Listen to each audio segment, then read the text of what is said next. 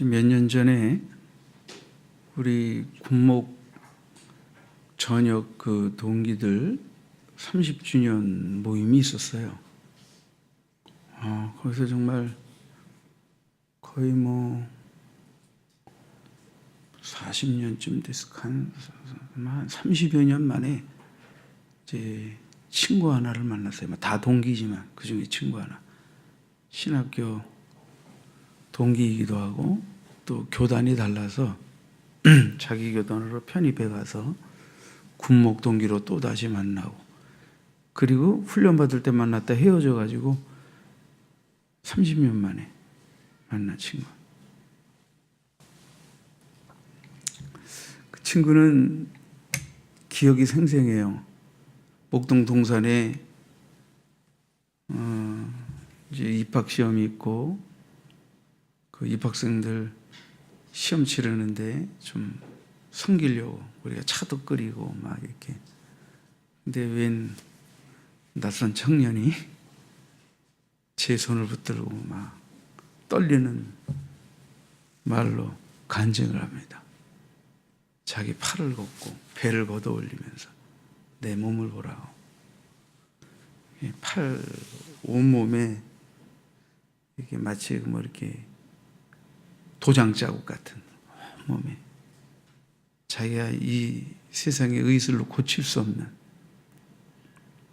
그런 피부의 악성 종양으로 어려움을 겪다가 이제 어느 신유 은사자를 만나서 기도를 받고, 그때 아마 현신의 권사님 그쪽에서 아주 신유 역사가 많이 나타났을 때죠. 그때 그는 하나님께 젊은 나이에 고쳐주시면 나를 주님께 드리겠습니다. 날 살려만 주시면 주님만을 위해서 일하겠습니다.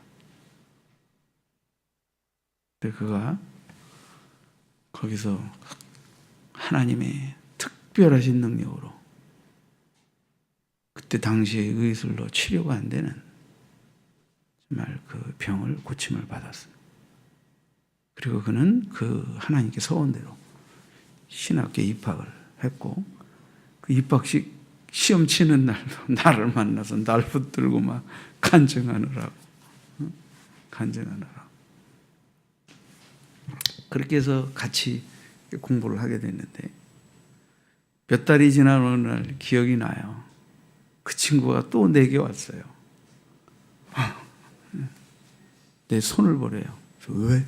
무슨 일이 있었어? 그랬더니 자기가 좀 많이 그 마음에 갈등이 있고, 그래서 번민도 있고 여러 가지 좀 기도할 게 있어서 이제 채플실 강단에 나아가서 두 손을 들고 하나님 앞에 기도하다가 자기가 그런 기도를 드렸대요. 주님의 십자가의 고통을 치유하고 싶습니다. 날 위해 양손에 못 박히신 주님의 십자가의 고통을 알게 해달라고.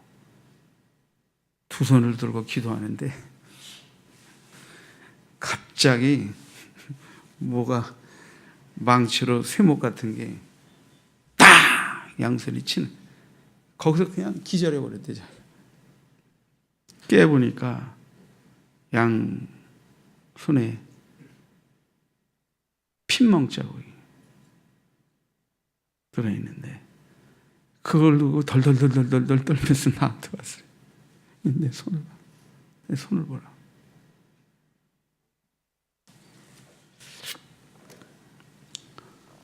그리고 이제 2학년 때 자기 교단 신학교로 편입해 가서 헤어지고, 이제 한 5, 6년 뒤에 또 군목에서 훈련을 받아서 만나고, 그리고 또 30년 동안 만나지 못하고 다시 만나는데, 지금은 수원에 있는 이제 큰 미션 스쿨에 교목으로 일을 하고 있어요.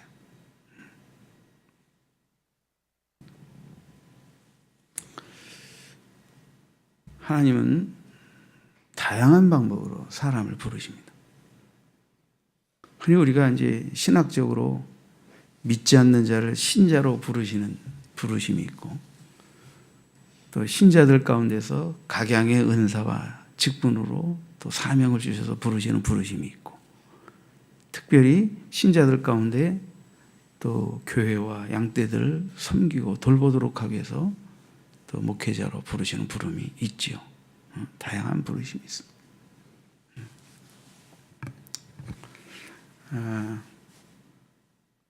그 조용필 노래 가운데 그 못 찾겠다 깨꼬리 그 노래 들어보셨습니까? 나는야 오늘도 술래 오 하면서 부르는 노래 있어요. 그 노래 딴 건 기억이 안 나는데 지금 이제 어린 세대들은 뭐 그 느낌이 없겠지만 나이 드신 분들은 다 그 느낌이 있죠.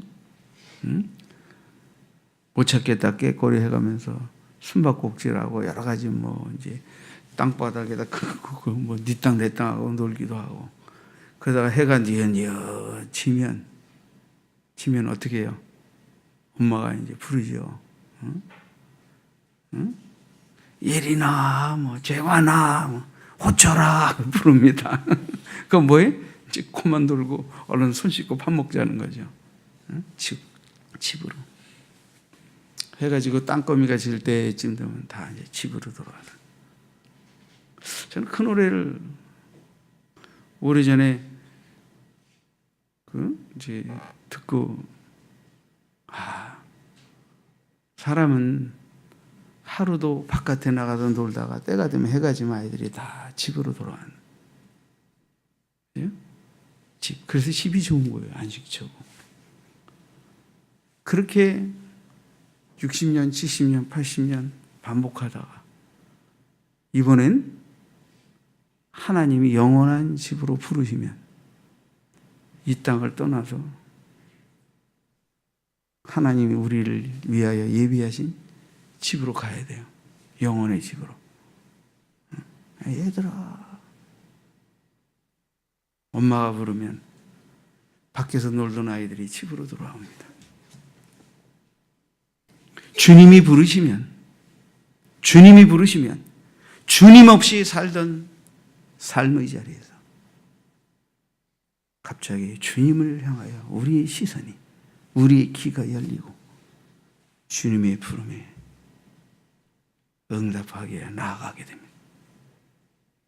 예배도 신학적으로는 예배학에서 그렇게 정의해요. 하나님의 부르심에 대한 순종의 응답이 예배다. 오늘도 여러분은 이 예배를 통해 하나님이 부르셨을 때 그 부름에 순종하여 나와 예 하고 나와 여기 앉아서 예배 드리는 것입니다. 예배도 부름입니다. 오늘 본문은 침례요한의 제자 가운데 두 명이 이제 예수님을 따르게 되고, 그 중에 하나가 안드레인데, 그는 시몬, 후에 이제 베드로라고 일컬어지는 그 시몬의 동생이죠. 그가 예수를 따르면서 형에게 말합니다. 형, 우리가 메시아를 만났어. 가보자. 안드레의 손에 이끌려 시몬이 예수께 나와서 예수님이 시몬을 바라보자 말씀하십니다. 내가 요한의 아들 시몬이니 장차 게바라 하리라 하시니라.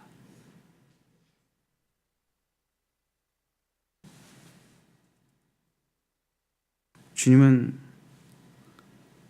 동생이 손에 이끌려 내가 메시아를 만났습니다. 형, 우리가 메시아를 만났어.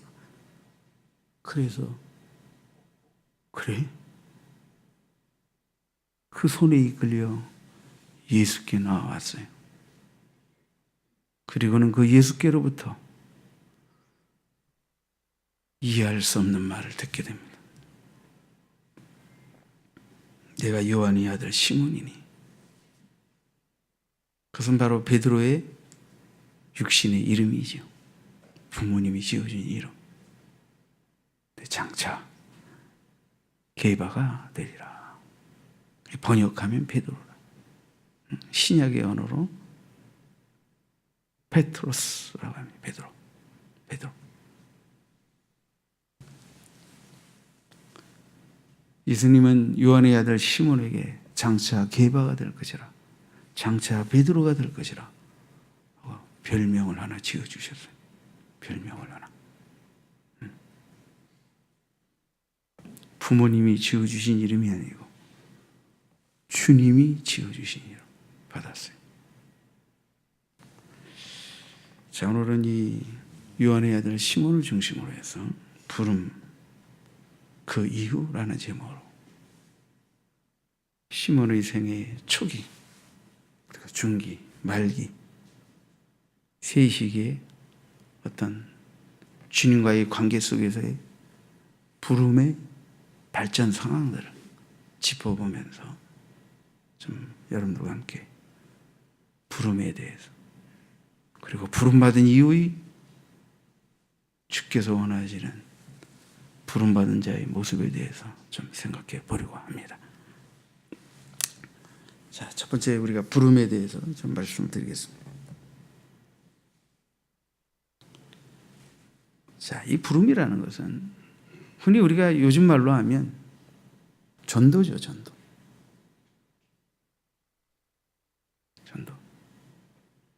주님은 직접 우리를 부르실 수도 있고 누군가를 통하여 우리를 부르실 수도 있어요. 누군가 나를 전도해주고 그 전도에 응하여 주께 나오게 되는 것은 간접적으로 그를 통하여 주님이 부르심에 우리가 응하게 되는 것을 의미합니다. 시몬은 동생 안드레, 우리가 메시아를 만나다 가보자, 그 손에 이끌려 첫 메시아이신 주님이 면전 앞에 서게 되는 것입니다. 여러분은 누구를 통하여 어떻게, 어떤 방법으로 주님 앞에 불리어 나왔습니까? 다양하지요. 사람마다 다 다르지요.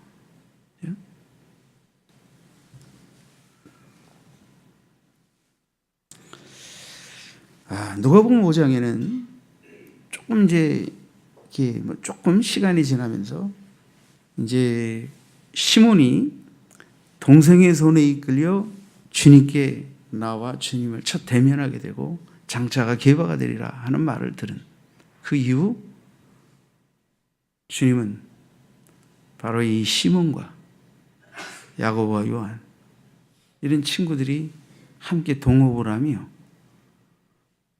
어업에 종사하고 있는 그 갈릴리 바닷가 그들이 뱃전에 새벽에 찾아오셨습니다. 그날은 이상하게 전날부터 그물질을 했는데 고기를 한 마리도 못 잡았어요. 밤새도록 호탕쳤어요. 그러게 이제 그물을 털어서 씻어서 이제 하루를 정리하고 이제 집에 가서 쉬려고 하는.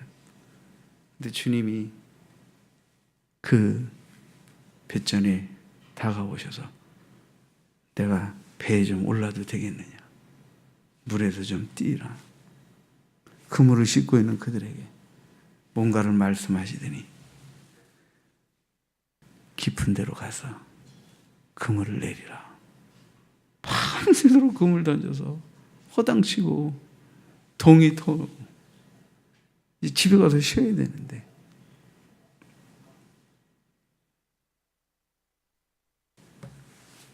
이때 이 그물이라는 것은 이게 두 배가 이렇게 쌍끌이 하듯이 이렇게 후리질로 이렇게 모아서 그물, 고기를 잡는 그런 그물. 그러니까 한 사람이 이렇게 던져서 이런 그물보다는 훨씬 큰 그물이죠. 큰 그물이죠. 그때 시몬이 대답합니다. 선생이요, 우리가 밤이 맞도록 수고하였으나 잡은 것이 없지만 말씀에 의지하여 그물을 내리겠습니다 하고 순종하여 그물을 던지고 깊은 곳으로 그물을 던지고, 그리고 그물을 그죠? 땡기는데 고기들이 그물 속에서 펄떡펄떡 뜹니다. 고기를 끄집어내어 담아보니 2배가 물속에 잠길 만큼 많은 고기를 잡았습니다. 밤새도록 그물을 던졌지만 잡은 것이 없는 그 갈릴리 새벽 그 뱃잔에 주님이 이렇게 위대한 기적으로 시몬에게 다가오셨습니다. 시몬은 주님 발 앞에 무릎을 꿇습니다. 주여, 나는 죄인입니다. 나를 떠나소서. 나는 죄인입니다. 나를 떠나소서. 두려워 말라. 두려워 말라. 이후로는 네가 사람을 취하리라.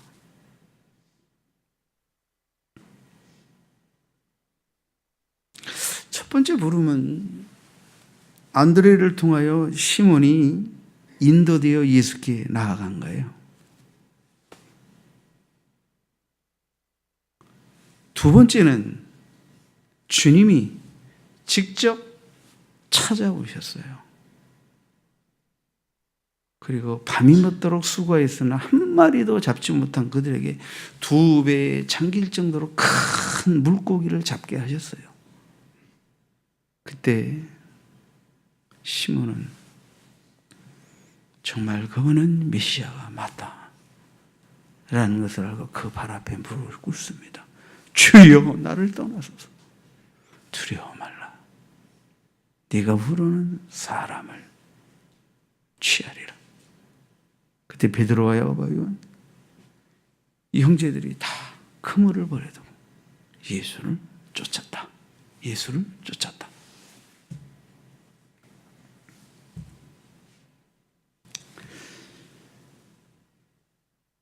우리가 흔히 누군가의 전도를 통하여 주님께 나아오게 되는 이런 나아옴이 있고,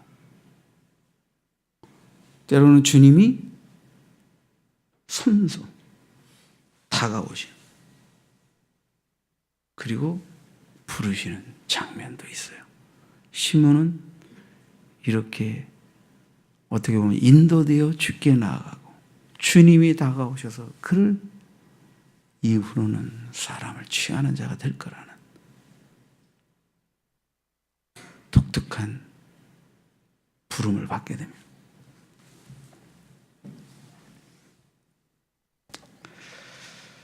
자, 시몬이 부름을 받을 때 성경에 나타나는 표현은 2가지입니다. 장차 게바가 되리라 하는 말이고, 또 오늘 본문은 아니지만 누가복음 5장 10절에 보면 이제 후로는 사람을 취하리라. 사람을 취하리라. 이런 말씀들 속에서 적어도 2가지가 암시되어 있죠. 하나는 이제 주님을, 메시아를 대망하며 기다리던 시몬이지만 이제는 메시아를 믿고 따르는 새 사람이 되고, 이제는 고기 낚는 어부가 아니라 사람을 낚는 영적 어부가 되는 사명자의 길이 그의 앞에 놓여 있다는, 이런 것이 이 주님의 부름의 음성 앞에 그 뜻이 담겨 있는 것이죠. 저는 예전에 이 누가복음 5장의 본문을 가지고 베드로는 밤이 맞도록 물고기를 못 잡았는데 그 주님이 만물의 창조자, 모든 있음이 근원자, 모든 자연을 다스리는 자, 깊은 곳으로 가 그물을 던져라.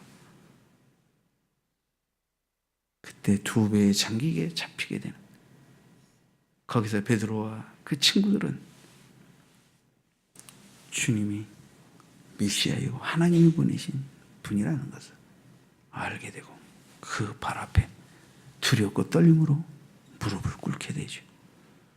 그리고 신의 임재, 신의 실존 앞에서 구약시대도 모든 하나님의 임재를 만난 하나님의 사람들이 다 하는 고백처럼 주여, 나는 죄인입니다 라고 자기의 죄를 고백하고 떨죠.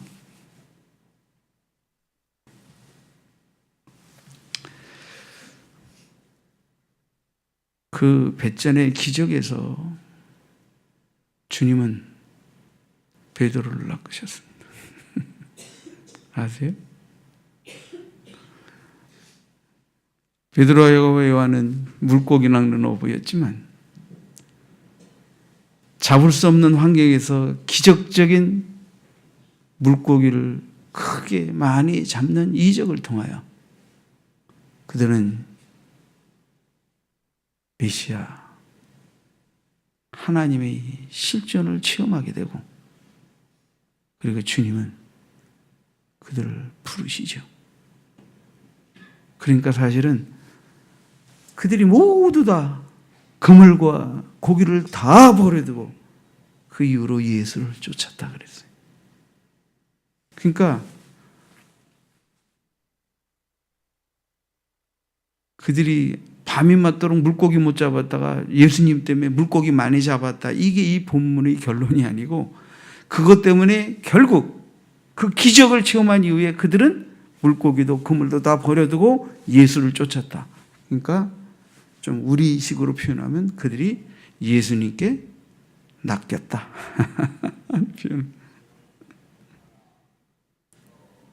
제가 좀 낚였다라는 표현을 쓰는 이유는 어부고 물고기 잡는 상황이니까 그렇게 표현해 봅니다. 저도 주님의 부름을 받은 자입니다. 자, 베드로식으로 표현하면 저도 주님께 낚였습니다. 주님께 낚였습니다.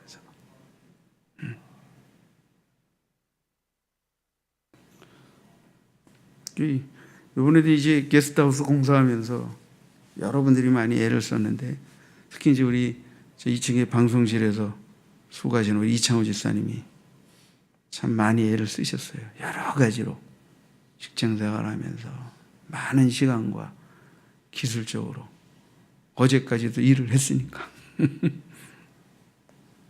그래서 우리가 우스갯소리로 이창호 집사 단단히 낚였다. 그죠? 우리가 단단히 낚였다.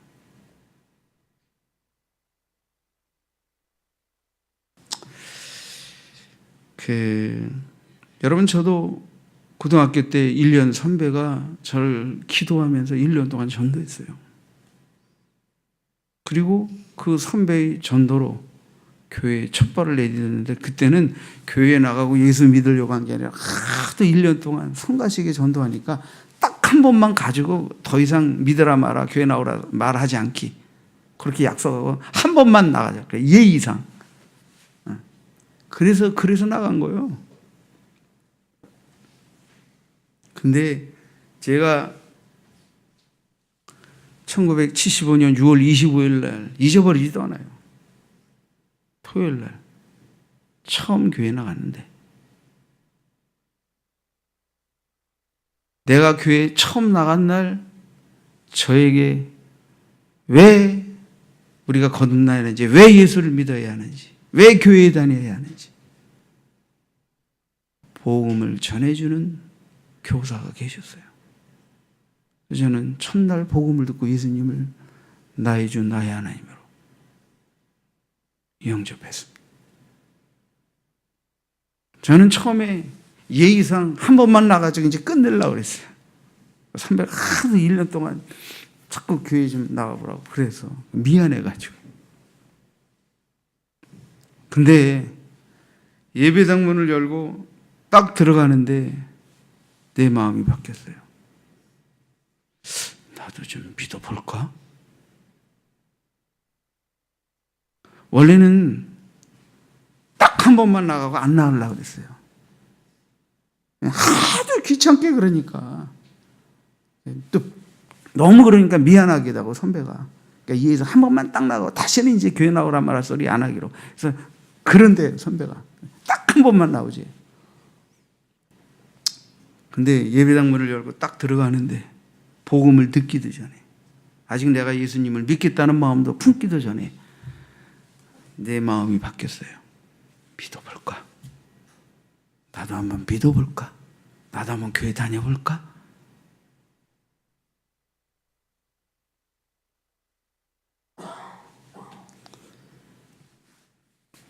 그리고 저에게 복음을 전해주시는 분이 계셨고, 그날 예수님을 영접했고,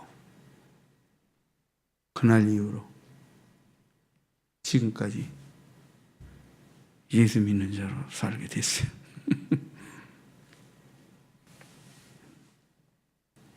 하나님은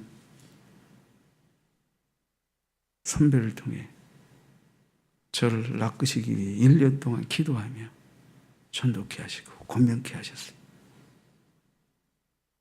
제가 예배당문을 드나드는 순간 안 믿겠다고 하는 마음이 믿어보자 하는 마음으로 바뀌게 새 마음을 성령으로 불어넣으셨어요. 나를 위하여 복음을 전할 교사를 예비하시고 교회에 발을 디딘, 첫 발을 디딘 그날 복음을 듣고 예수님을 영접하게 하셨어요.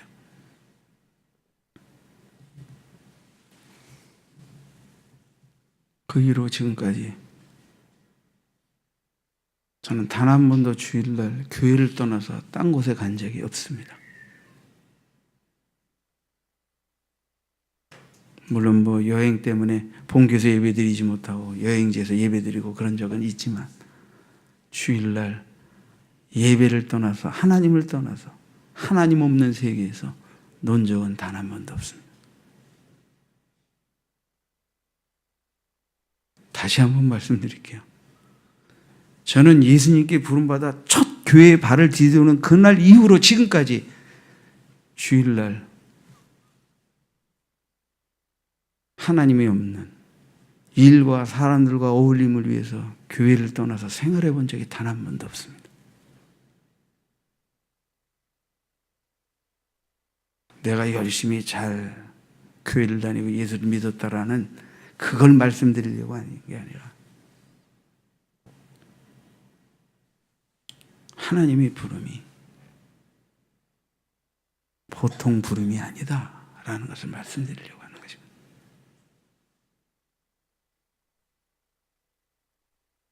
저는 첫날 복음을 듣고 예수님을 영접했지만 창조주 하나님, 예수로 나를 구원하길 원하는 하나님, 그분이 부르시는 그날, 그분이 부르시는 그날, 그분보다 그 누구가 그 무엇이 나를 그분의 부름을 떠나서 다른 곳에 있게 할 수 없다 하는 결정을 내리고 그 첫걸음으로 지금까지 주님을 믿고 따르고 있습니다. 물론 저는 여러분에게 저처럼 믿으라고 강요하고 얘기한 적은 없습니다.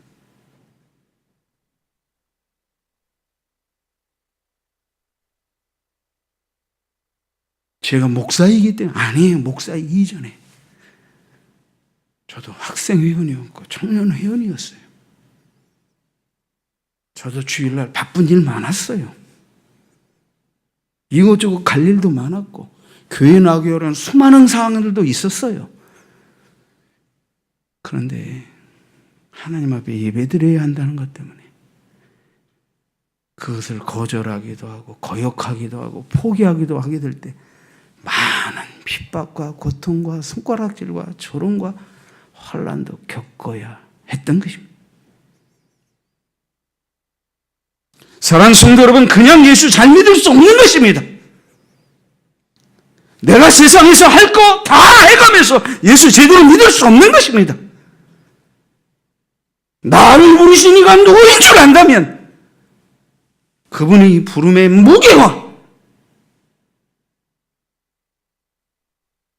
얼마나 무겁고 두렵고 떨리는 것인지를 안다면 그에 상응한 믿음의 무게로 주님께 다가가게 됩니다. 여러분에게 예배 빠지지 말라 그런 말을 하고 싶지 않아요. 오늘 이 한 주간에 하나님이 나를 부르신다는 것을, 하나님이 나를 찾으신다는 것을, 하나님이 나를 이 세상에서 불러내셨을 뿐 아니라 오늘도 나를 찾으신다고 하는 이 부름 앞에서 나는 어디에 왜 무엇 때문에 이 부름에 응할 수 없는지에 대해 깊이 생각하며 신앙생활 하자고 말씀드리고 싶습니다.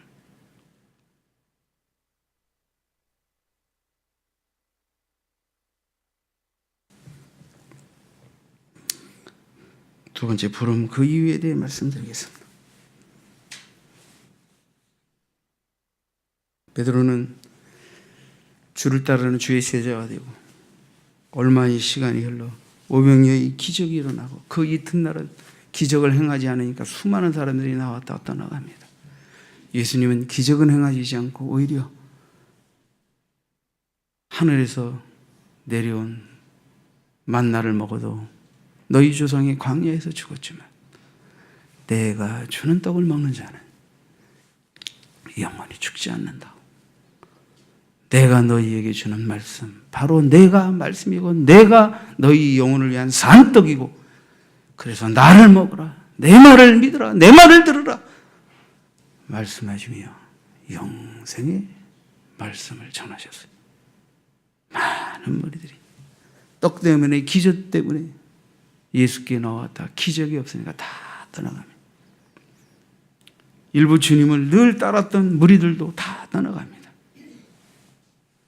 12제자만 남았습니다.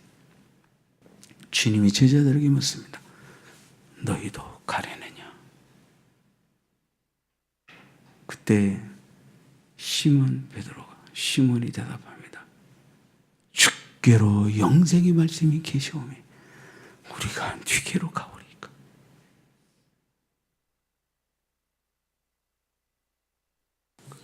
마태복음 16장에는 예수님이 제자들에게 이렇게 묻습니다. 하루는 가이사랴 빌립보 지역에서 사람들이 인자를 누구라 하느냐? 더러는 침례 요한, 더러는 엘리야, 어떤 이는 예레미야 선지자 중에 하나라고 합니다. 너희는 나를 누구라 하느냐? 그래, 사람들이 나를 향하여 침례 요한, 더러는 엘리야, 어떤 이는 예레미야 선지자 중에 하나라고 말하는데 너희는 나를 누구라고 하느냐? 그때 시몬 베드로가 대답하여 주는 그리스도시요 살아계신 하나님의 아들이시니이다. 그때 주님은 말씀하십니다. 바요나 시몬아, 내가 복이 있도다. 내가 복이 있도다. 이를 내게 알리게 한 이는 혈육이 아니고 하늘에 계신 내 아버지시니라. 또 내가 내게 이르노니 너는 베드로라. 자, 보세요. 장차 베드로가 되리라 말씀하신 주님이 이제 주님을 믿고 따른 중반 넘어선 어느 시점에서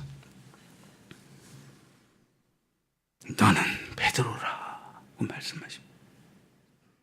나는 베드로라. 장차 베드로가 될 것이라고 말씀하셨는데 주께로 영생의 말씀이 계신데 우리가 뉘기로 가겠습니까? 주는 그리스도시요 살아계신 하나님의 아들입니다. 이런 주를 알고 주를 향한 믿음의 고백을 드리고 있는 시몬을 향하여 너는 베드로라.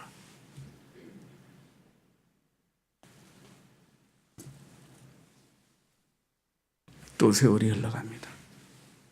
이제는 주님의 제자로 부름받아 주님을 따른 말기입니다.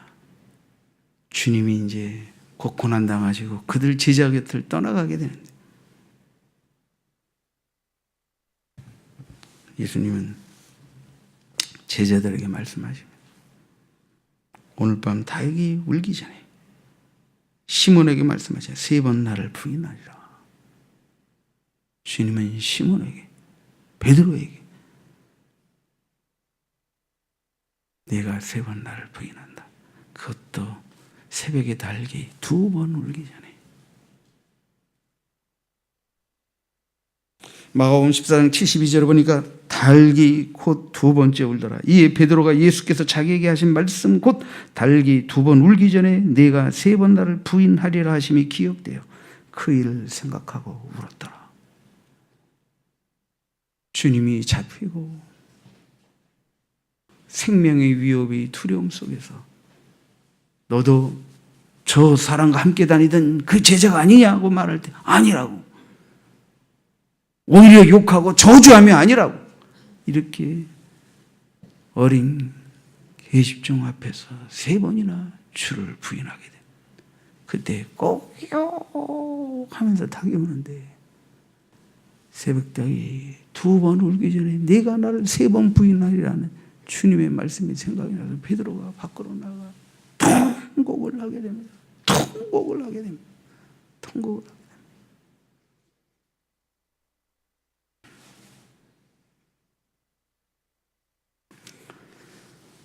주님은 베드로에게 내가 나를 부인하는 시험에 빠질 것도 말씀하셨지만, 그러나 누가복음 22장 30절을 보니까 그러나 내가 너를 위하여 네 믿음이 떨어지지 않기를 기도하였나니 너는 돌이킨 후에 네 형제를 굳게 하라.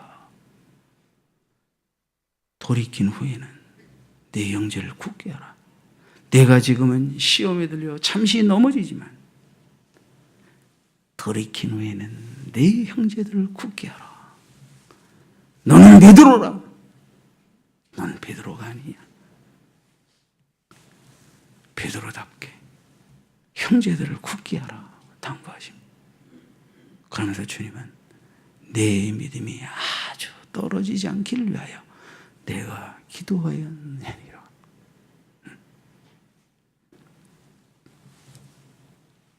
사랑하는 성도 여러분, 사람은 다 나름대로 여러 가지로 부름을 받습니다. 저와 제 친구 목사의 부름을 간증드렸습니다. 여러분도 어떻게 교회 나오게 됐는지는 다 다양합니다. 어떤 사람들은 죽을 병에 걸렸다가 고침받고 특별한 신비적인 체험이 있고 막 그래서 그런 걸 자랑합니다. 자기가 부름받았을 때 보통 사람들에게 있어지지 않은 그 특별한 체험과 신비적인 역사와 은혜 때문에 그걸 막 자랑합니다. 그러나 그런 것들을 통해서 부름을 받든 그냥 믿음의 은혜로 부름을 받든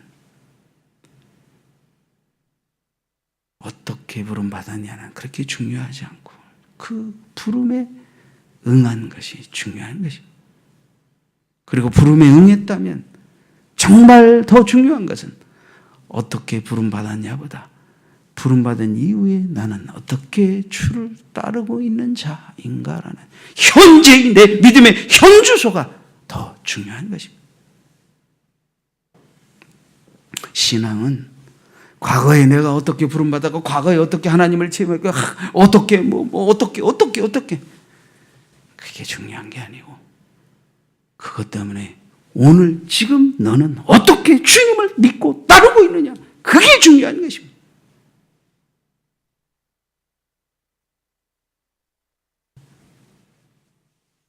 사람은 똑같이 태어나 똑같이 일을 합니다. 똑같이 사원으로 입사해도 10년, 20년, 30년이 지나도 어떤 사람은 사원이고 어떤 사람은 임원이 됩니다.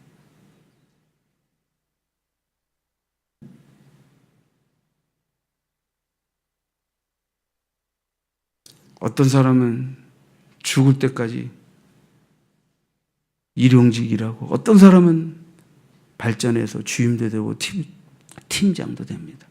월급도 오릅니다. 무엇이 이렇게 우리를 달라지게 만들까요? 열심히 전심을 다하여 하는 자에게 그런 다름이 오는 거 아닙니까? 부름 받았습니다. 그럼 부름 받은 이후에 어떻게 따랐습니까? 어떻게 따르고 있습니까? 어떻게 따르고 있습니까? 그 기간의 차이가 현재 내가 주님 앞에 서 있는 내 모습을 만들어내는 것입니다.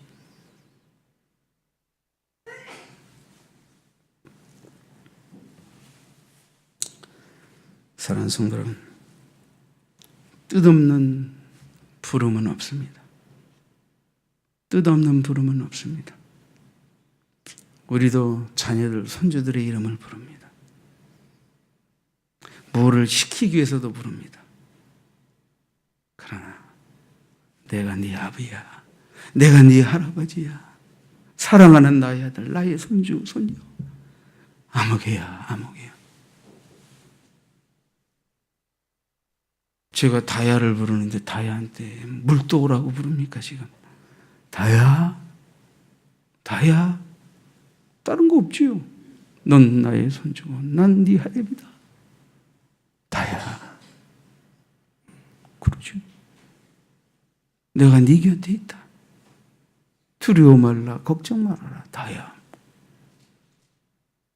하나님도 우리를 그렇게 부르십니다. 그리고 자기의 임재를, 자기의 살아계심을, 예수 그리스도를 통한 구원의 사랑을 우리에게 알리십니다. 그리고 우리가 말씀을 먹고 죽 같은 말씀 먹고 단단한 음식 먹고 믿음이 자랍니다. 시험도 겪습니다. 넘어질 뻔하기도 합니다. 그러나 나를 부르시고 나를 위해 피 흘리신 주님은 내가 아주 넘어지지 않기를 위하여, 내 믿음이 완전히 소멸되지 않기를 위하여 숱한 시험과 고난을 뛰어넘어 승리하도록 기도해 주십니다.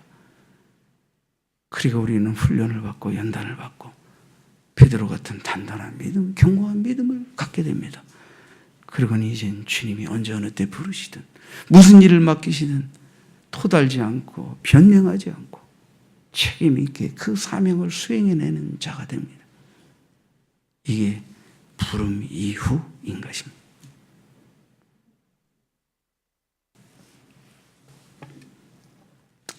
제 친구 목사님 중에, 동기 중에 아내가 스튜디어스였던 분이 있습니다. 1985년에 그들은 결혼하기 위해서 그 부인이 비번인 자기 친구가 대신 비행기에 오르고 자기는 휴가를 맡아서 결혼식을 했는데, 그날 소련 영공을 지나던 칼기가 소련의 미사일을 맞아 추락했습니다.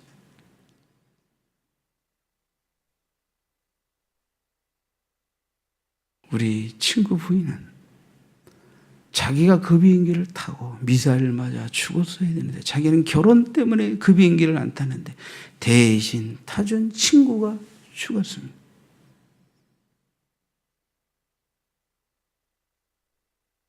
그녀는 더 이상 스튜디오스로 일을 할 수가 없었습니다.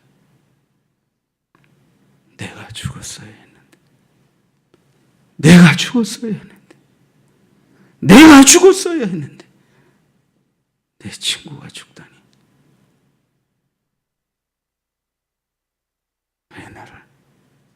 왜 나를 내가 죽었어야 했는데 왜 나를 살리셨나? 왜 나를? 더 이상은 스튜디오스를 할 수가 없었어요. 그래서 사표를 냈어요. 그리고 오직 사모일에 전념해 목회자를 더 통역하는 사모의 길을 가게 되었습니다.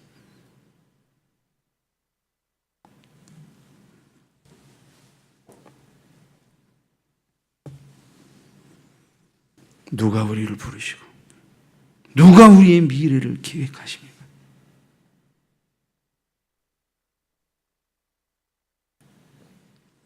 누가 그의 부르심에 응하고 그의 계획하심 앞에 자기의 생일을 맡기고 따릅니까?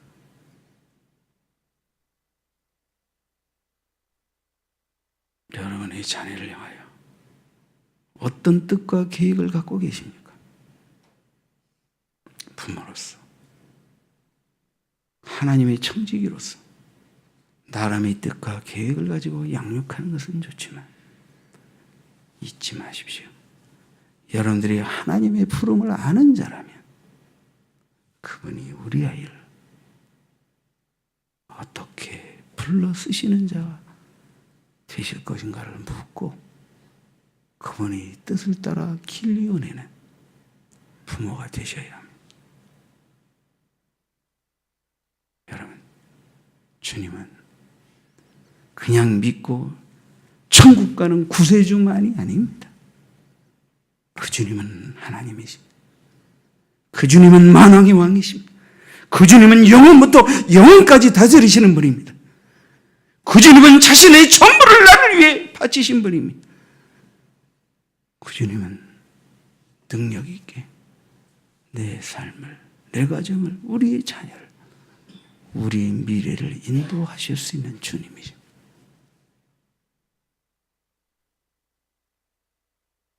그분은 여러분을 부르십니다. 구원으로 부르셨고, 사벽으로 부르시고, 새 사람으로 부르시고, 더 좋은 믿음의 사람으로 부르시고, 더 큰 아버지의 영광을 위한 사명 앞에 책임있게 설 수 있는 자가 되도록 불러내십니다. 오늘도 주님의 부름 앞에, 아니 이 2018년도를 향한 주님의 부름의 뜻 앞에 나와 예배드린 여러분들에게 다시 한번 하나님의 부름에 대한, 그리고 그 부름의 이후의 의미에 대한 깊은 묵상과 그에 따른 응답의 순종의 열심히 기꺼이 따르는 믿음의 모습을 주께 드리기로 다짐하는 저 여러분이 되었으면 좋겠습니다. 기도하시겠습니다.